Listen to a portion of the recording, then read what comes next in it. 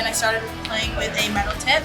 And I also played a year up, so I was extremely intimidated by the older girls, but I kept coming back because I made extremely close friendships, so it was fun. When I first started playing Ringette, I was really tall, so I was put in goalie for most of the games. And I just remember this one game, it was 12-0 against us, and I was like, no. But I kept coming back because of my friends. I got put into it because my mom used to play Ringette. So, like the first time I got on the ice, I loved skating. It was my favorite thing to do. So that's kind of why I stuck with it. And throughout the years, I really loved the sport itself. I actually started as a forward, and now I play defense because I love being in that end and like being part of the play. But as I've like grown as a player, I realized that being in defense is a crucial part to the team too, and I absolutely love it. It's my home.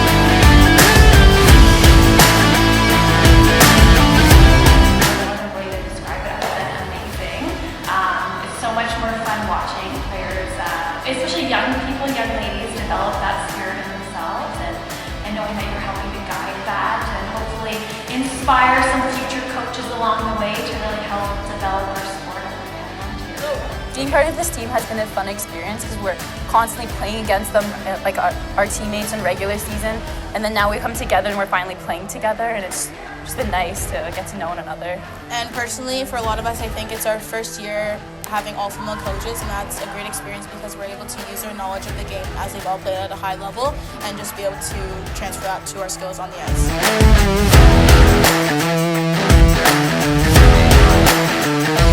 About a year and a half ago, I sprained my MCL during one of my practices.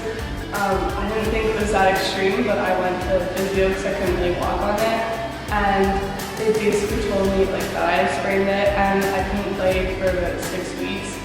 I immediately started to bawl. The emotion that I felt, like it just overcame me and I couldn't take it. You know, I was hoping I wouldn't miss the game I had that weekend, let alone 6 weeks. And it was the most devastating thing ever because I've never had to take time off for Ringette. So I got a brace for it and it was really hard for me to show up to those practices and those games.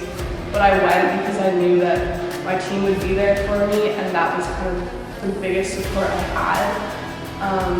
It was really hard to sit on the sidelines and watch my team play. You know, I cried a couple of times, like I'm not gonna lie, and it was a really, really low point in my life.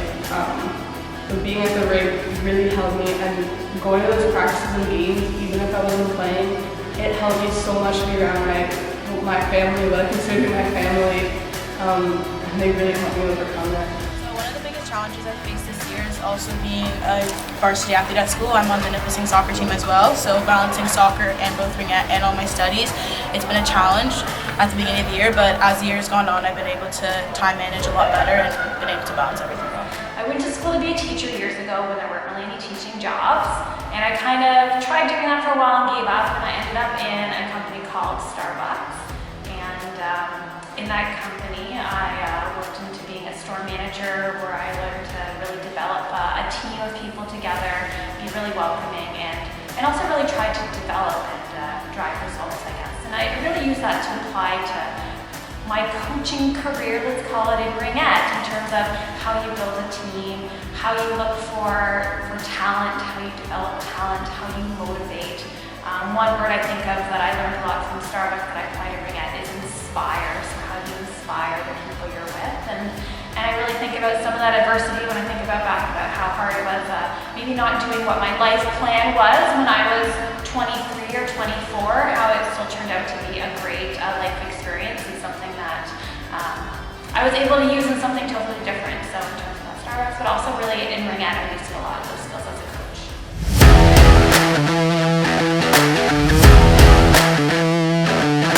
So my next big goal is to probably make an NRL team for next year.